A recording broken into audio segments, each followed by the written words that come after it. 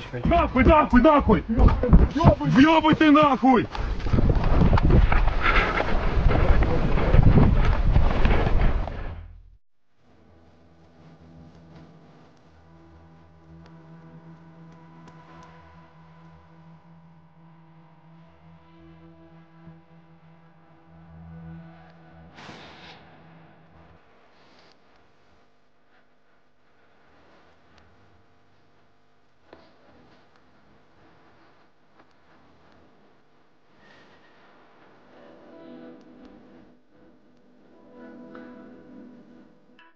Служащие РФ, ваше командование вас бросило.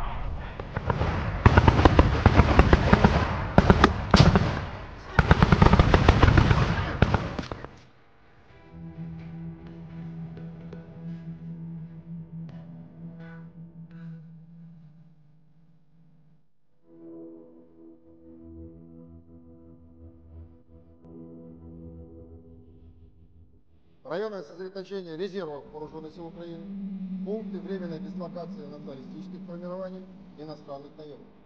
Нанесли поражение живой силе и технике 4 механизированных мотопехотных, 3 штурмовых, 2 аэромобилей.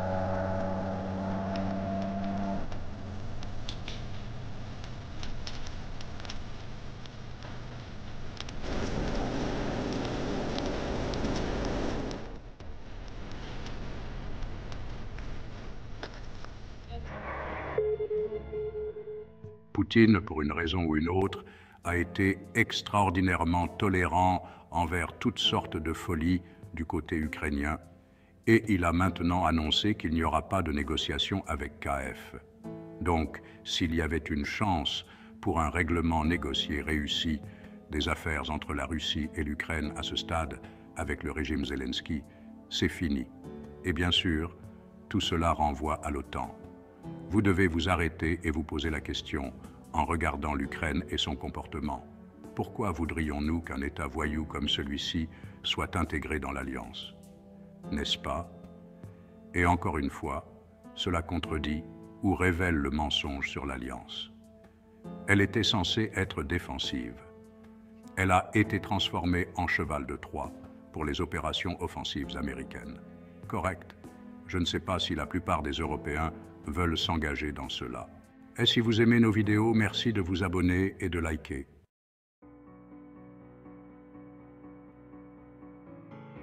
C'est le colonel Douglas McGregor, ancien conseiller principal du secrétaire américain à la Défense.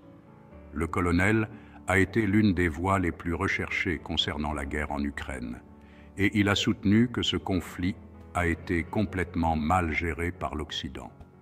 Les États-Unis et les alliés de l'OTAN ont exacerbé la situation en fournissant un soutien militaire à l'Ukraine, ce qui a prolongé la guerre et causé des destructions significatives sans voie claire pour une résolution.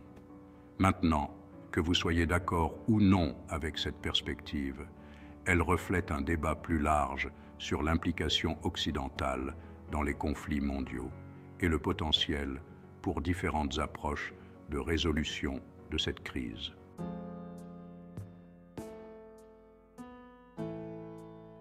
L'Ukraine croit clairement que se défendre et même adopter une position plus opposée est le meilleur chemin à suivre, et son attaque surprise récente à la frontière russe et son avancée dans certaines parties de la région de Koursk ont attiré une attention significative.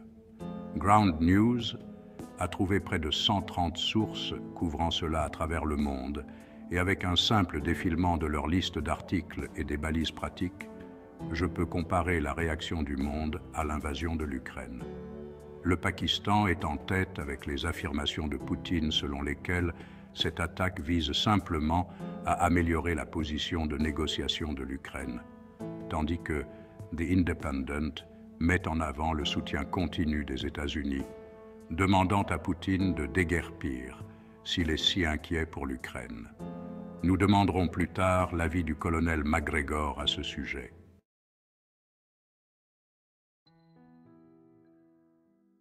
Des tendances politiques aux intérêts corporatifs. La même histoire d'actualité, comme nous venons de la voir, peut être couverte très différemment en fonction de l'agenda de la publication. Pour quelqu'un qui a commencé sa chaîne YouTube pour aider à résoudre ce problème, je ne peux que recommander de consulter nos partenaires de Ground News, qui simplifient toutes les recherches nécessaires pour obtenir une compréhension complète des problèmes mondiaux. Je les utilise littéralement tous les jours, c'est pourquoi je peux recommander en toute confiance leur application et leur site web.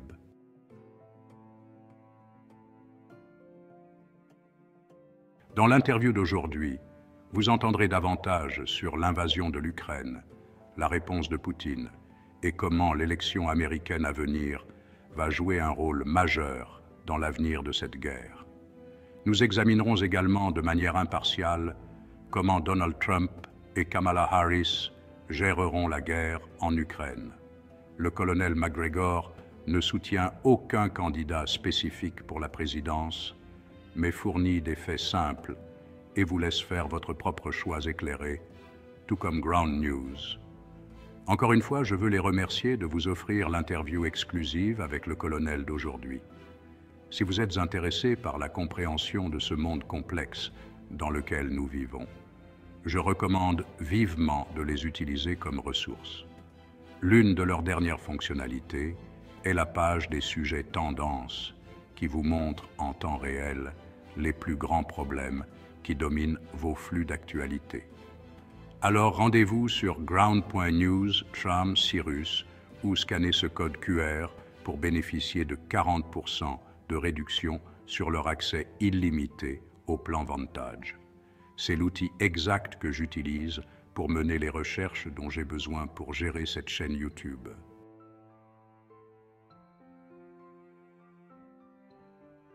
Maintenant, rejoignons le colonel McGregor en studio pour découvrir les dernières mises à jour de l'Ukraine.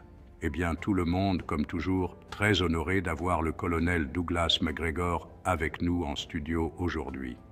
Colonel, nous avons des problèmes géopolitiques très compliqués auxquels nous faisons face en ce moment, et nous allons commencer par la Russie, l'Ukraine. Et la grande nouvelle en ce moment est que Zelensky a confirmé qu'ils font maintenant une offensive dans la région de Koursk en Russie. Je veux savoir ce que vous pensez de ce nouveau mouvement de l'Ukraine et de la façon dont cette guerre se déroule actuellement.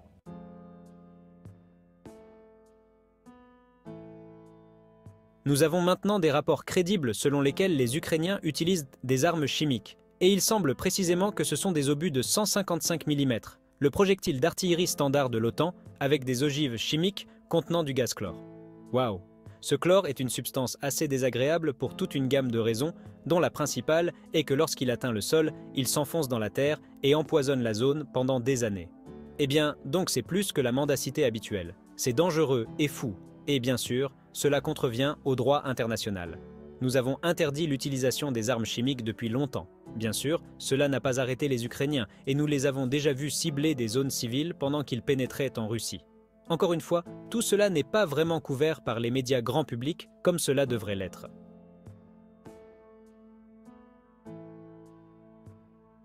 En 1991, lorsque les opérations ont commencé contre l'Irak, la première ministre Margaret Thatcher a pointé du doigt les armes chimiques entre les mains de Saddam Hussein. Et elle a clairement indiqué que s'il envisageait d'utiliser ces armes, il pouvait alors s'attendre à une réponse nucléaire de la part de la Grande-Bretagne.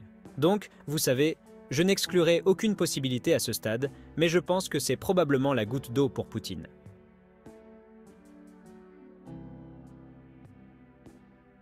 Poutine, pour une raison ou une autre, a été extraordinairement tolérant envers toutes sortes de folies du côté ukrainien, et il a maintenant annoncé qu'il n'y aurait pas de négociation avec Kiev.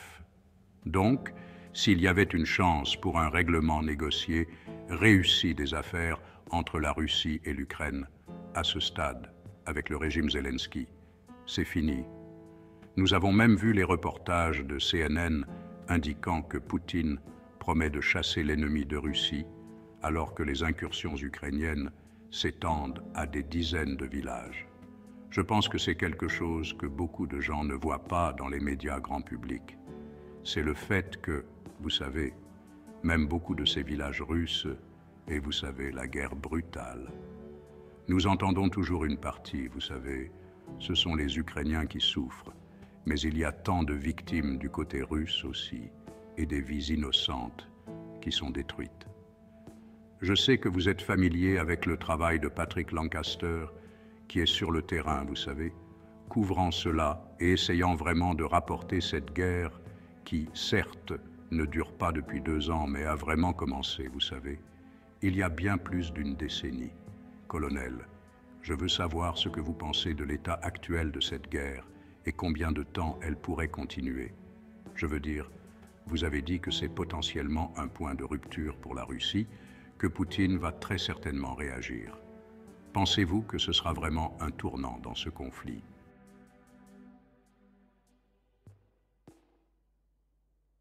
Je pense que c'est probablement un événement significatif en ce sens qu'il a convaincu Poutine qu'il doit traiter directement avec Kiev, c'est-à-dire qu'il va devoir lancer une offensive qui se dirige vers la capitale et élimine finalement ce régime. S'il n'est pas éliminé, il fuira au moins vers un autre endroit. Et rappelez-vous, Zelensky a supplié encore et encore pour une zone d'exclusion aérienne au-dessus de l'Ukraine. Eh bien, cela n'arrivera pas. C'est possible. D'accord. Mais j'entends en arrière-plan à Washington des discussions à nouveau sur la création d'une sorte d'enclave pour le gouvernement Zelensky en fuite dans l'ouest de l'Ukraine avec Lviv comme capitale alternative, juste de l'autre côté de la frontière avec la Pologne. D'accord. Donc, cela pourrait être à l'étude. Je ne sais pas. Je veux dire, il est difficile de distinguer la vérité de la fantaisie et il y a beaucoup de fantaisie en ce moment parce que nous ne sommes pas en position d'intervenir étant dans ce conflit, loin de là. Nous sommes maintenant très concentrés sur le Moyen-Orient avec quels que soient nos actifs, mais la plupart des forces terrestres dans l'armée qui peuvent combattre sont assises le long de cette frontière entre la Pologne et la Lituanie, la Lettonie, l'Estonie et la Russie et certaines en Roumanie. Mais ce n'est pas suffisant pour faire une différence dans une collision avec 800 000 soldats russes en Ukraine.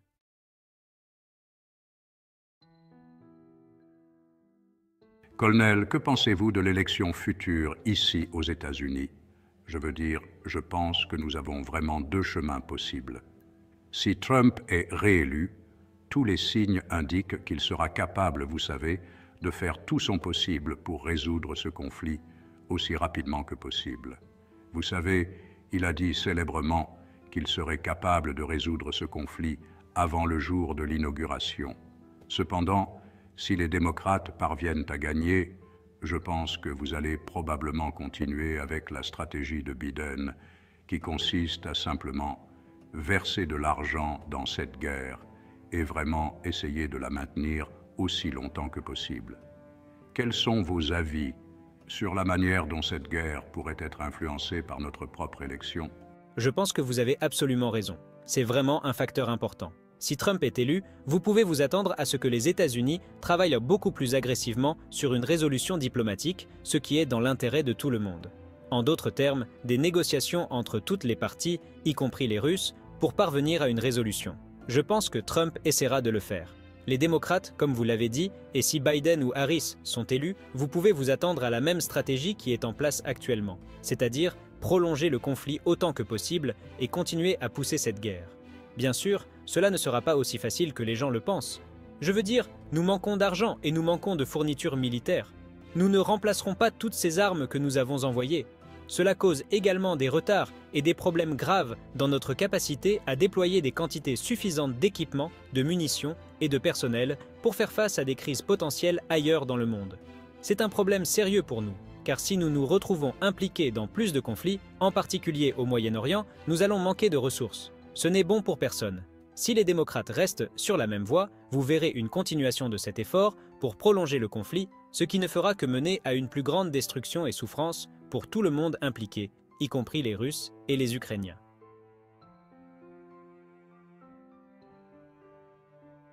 Eh bien, colonel, c'est toujours un plaisir de parler avec vous. Merci pour votre perspicacité aujourd'hui. Nous suivrons vos mises à jour et analyses à mesure que la situation continue d'évoluer. Absolument. Merci.